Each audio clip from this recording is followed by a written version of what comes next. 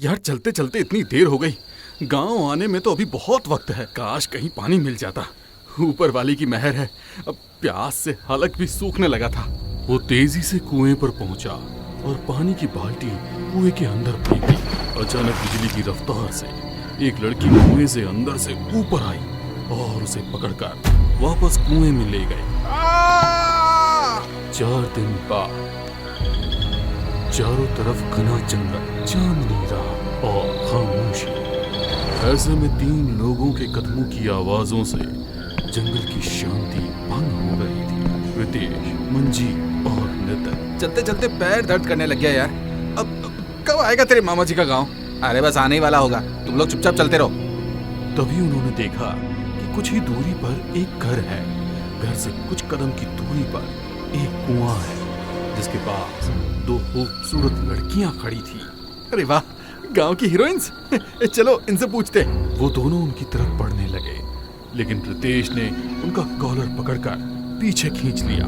मेरे मामा जी का गांव आने ही वाला है। ज्यादा रात हो गई तो मुझे रास्ता भी समझ नहीं आएगा। चलो दोनों। उन्हें न चाहते हुए भी रितेश की बात माननी पड़ी और वो तीनों आधे घंटे के अंदर गांव में बने रितेश के मामा की हवेली पर पहुंच गए। सरप्राइज मामा जी। अरे रितेश बेटा, तुम?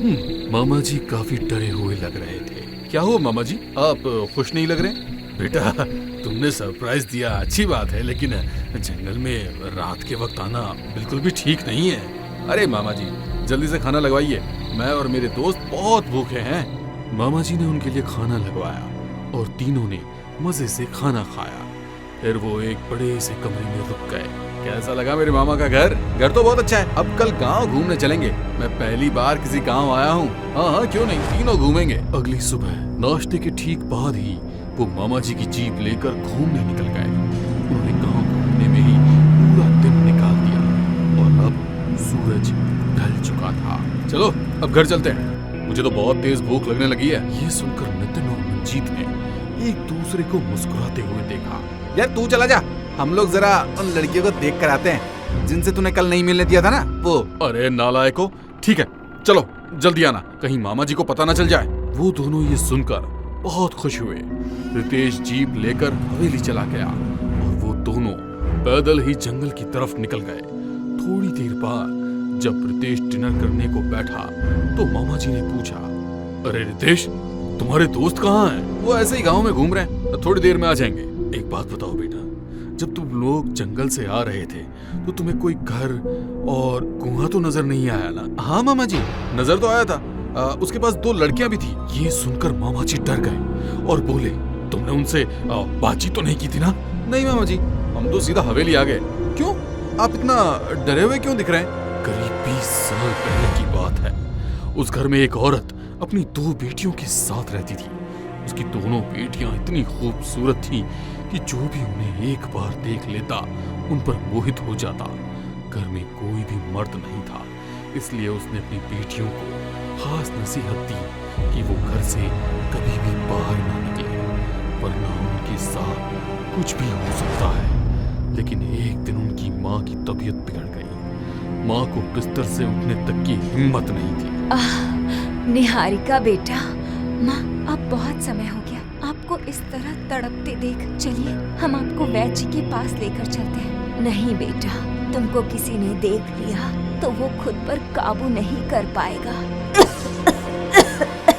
नहीं माँ, आपको चलना ही पड़ेगा। पहले हम आपके लिए पानी लेकर आते हैं।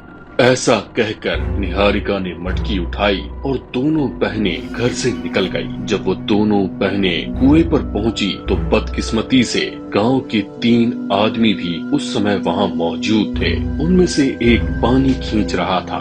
हमारी माँ को प्यास लगी है, जो पानी आप खींच रहे हैं उसे हमें दे दीजिए, अपने लिए फिर से निकाल लेना। उसकी मधुर आवाज सुनते ही उन लोगों ने निहारिका और रीना पर हमला बोल दिया। उन्होंने निहारिका और रीना के साथ इतनी दरिंदगी की कि वो दोनों बेजान हो गई। जमीन पर पड़ी वो दोनों ही अपनी आखिरी सांसें गिन रही थी। वो तीनों उनको उसी हालत में कुएं में मरने के लिए छोड़ गए। उस रात से ही वो कुआं भूतिया हो गया। रात के वक्त निहारिका और रिया की आत्मा कुएं के पास भटकती है और उनकी माँ के प्यास से तड़पने की आवाज उस घर के अंदर से सुनाई देती है। इसलिए कोई यहाँ नहीं जाता। वो उस इलाके में जाने वाले हर मर्द को बहुत ही भयानक मौत देती है। ये सुनते ही रितेश का दिल दहल गया। उसने खाना छोड़ दिया और कंधे पर बैग टांग कर जल्दी से हवेली से निकल गया। नितिन और मंजीत दोनों आंखों में चमक लिए उस कुएं की तरफ बढ़ रहे थे। उन्होंने देखा कि वो दोनों लड़कियां आज भी कुएं के पास ही थी। नमस्ते जी। जी नमस्ते। उसने बहुत ही कामुक अंदाज में कहा और दोनों को देख मुस्कुराने लगी। माफ कीजिएगा, कल हम आपसे बात नहीं कर पाए थे, इसीलिए आज टाइम निकाल कर आए हैं। कोई बात नहीं, अब आप आ गए हैं तो हम दोनों को भी आपके साथ दोस्ती करना अच्छा लगेगा। वैसे क्या नाम है आप दोनों का? मैं निहारिका हूँ और ये रीना। मेरा नाम नितिन है और ये है मंजीत। रीना, तुम मंजीत बाबू को जंगल घुमाओ, हम नितिन बाबू के साथ घूमते हैं। इस तरह दोनों बहनों ने नितिन और मंजीत को अलग अलग कर दिया। उन दोनों की ही खुशी का ठिकाना नहीं था। रीना और मंजीत थोड़ी दूरी तक साथ चले। उसके बाद उन्हें एक पेड़ ऐसा नजर आया जिसके चारों तरफ टीला बना हुआ था। आओ बैठो, मैं तुम्हारे लिए एक शहरी खाना लाया था। अच्छा, कहाँ है? निकालिए। मंजीत ने अपने बैग से एक लंच बॉक्स निकाला और उसे खोलकर कहा, ये खाकर देखो, इसे मैक्रोनी कहते हैं, बहुत टेस्टी होती है। ये सुनते ही रीना ने अपना मुंह खोल दिया और मंजीत ने उसे एक चम्मच खिला दिया। बताओ कैसा लगा? बढ़िया है ना? बेकार, हमारी पसंद का बिल्कुल नहीं है। ओह अच्छा, तो क्या है आपकी पसंद का? हम आपको दिखाते हैं हमें क्या पसंद है। ऐसा कहकर उसने मंजीत की उंगली पकड़ ली। ये है हमारी मनपसंद चीज। क्या मतलब? तभी उसने मंजीत की उंगली अपने दांतों तले दबा ली और उसे चबाने लगी। छोड़ो छोड़ो इसे, छोड़ो, क्या कर रही हो? मंजीत ने खुद को छुड़ाने की बहुत कोशिश की, लेकिन उसकी पकड़ इतनी मजबूत थी कि रीना की आंखें लाल लाल चमकने लगी और अलग ही तरह का गुस्सा उसके चेहरे पर नजर आने लगा। बचाओ, कोई है? उसने मंजीत की चारों उंगलियां चबा डाली। मंजीत ने खुद को छुड़ा लिया और अपने हाथ को पकड़कर दर्द से कराहने लगा। वो भयानक हंसी हंसते हुए उसकी उंगलियों को बादाम अखरोट की तरह चबा रही थी।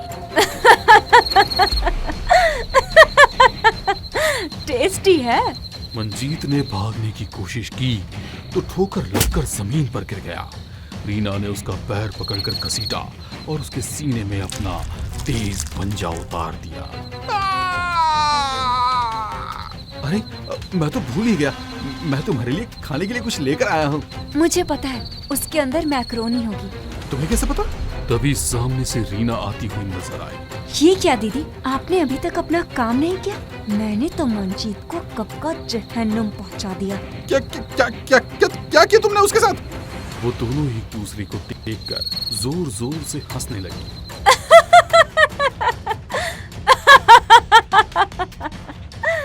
उनकी आंखें लाल और चेहरे नीले पड़ गए।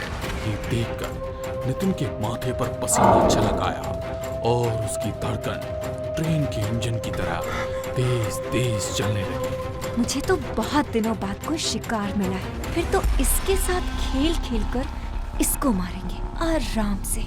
रितेश अब उन दोनों को बचाने के लिए तेज तेज कदम बढ़ा रहा था। जब उसके कानों में नितिन के चीखने की आवाज आई तो वो डर कर तेजी से भागने लगा। रितेश ने देखा कि नितिन जमीन पर पड़ा है। रीना ने उसके हाथ पकड़े हुए हैं। उसकी शर्ट फट चुकी थी और निहारिका उसके जिस्म को नोच नोच कर जख्मी कर रही थी। छोड़ो छोड़ो इसे। उसने रीना को लात मारी, लेकिन उसे कुछ असर नहीं हुआ। रीना ने उसे धक्का दिया और बहुत दूर तक फेंक दिया।